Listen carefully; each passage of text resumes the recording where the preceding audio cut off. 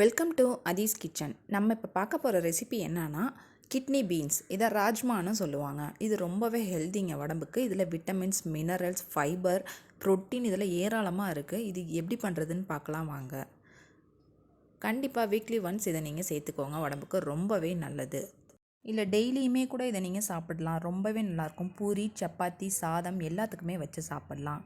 அதுக்கு நம்ம ஒரு பவுலில் ஒரு சின்ன டம்ளரில் 3/4 டம்ளர் கிட்னி பீன்ஸை நான் ஊற வச்சுக்கிறேன்.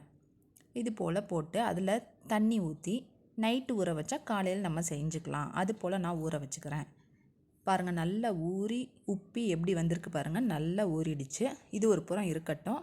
இப்போ நம்ம கடாயில் எண்ணெய் நல்லா தளன்னு 2 to 3 டேபிள் ஸ்பூன் விட்டுக்கலாம். அதில் கொஞ்சமாக சீரகம், ஏலக்காய் பொடி, பட்டை பொடியும் நான் சேர்த்துருக்கேன். உங்கள்கிட்ட வெறும் பட்டையாக இருந்தால் பட்டை 2 ஏலக்காய் சேர்த்துக்கோங்க. நான் தூள் அரைச்சி வச்சுருக்கனால அதை யூஸ் பண்ணிக்கிறேன். இது நல்லா பொரிஞ்சோன்னே 2 வெங்காயம் நான் கட் பண்ணி வச்சுருக்கேன் பொடியாக. அதை நல்லா போட்டு வதக்கி எடுத்துக்கிறோம். நல்லா பொன்னிறமாக வரணுங்க கண்டிப்பாக, அப்போ தான் உங்களுக்கு கிரேவி சூப்பராக இருக்கும். இது கூட நம்ம காஷ்மீரி சில்லி 1 டேபிள் ஸ்பூன் சேர்த்துருக்கேன். அது கூட மல்லித்தூள் 1/2 டேபிள் ஸ்பூன் சேர்த்துருக்கேன். நான் வீட்டிலையே இம்யூனிட்டி பவுடர் அரைச்சி வச்சுருக்கேன். அது எப்படி பண்ணுறதுங்கிறது என் சேனலில் அப்லோட் பண்ணியிருக்கேன், செக் பண்ணிக்கோங்க. அது கொஞ்சமாக கரம் மசாலாவுக்கு பதிலாக நான் சேர்த்துருக்கேன். உப்பு கொஞ்சமாக கல் உப்பு தேவையான அளவு சேர்த்து நல்லா வதக்கிக்கிறேன். நல்லா இது எல்லாம் மிக்ஸ் ஆகட்டும். நீங்கள் ராஜ்மா ஊற வைக்கும்போதே உப்பு சேர்த்துருந்தீங்கன்னா இதில் அதுக்கேற்ற மாதிரி சேர்த்துக்கோங்க. தக்காளி பழம் 2 பழம் நான் நல்லா அரைச்சி எடுத்து வச்சுருக்கேன். அதை இது கூட ஆட் பண்ணி நல்லா அதோட பச்சை ஸ்மெல் போகிற அளவுக்கு வதக்கி வேக வச்சுக்கிறேன். பாருங்கள், பச்சை ஸ்மெல் போயிடுச்சு. இப்போ நான் ராஜ்மாவை குக்கரில் 7 to 8 விசில் விட்டு எடுத்து வச்சுருக்கேன். அதோட தண்ணியை கீழே ஊற்றிடாதீங்க, அதையும் சேர்த்தே தான் இந்த குழம்புல ஊற்றணும்.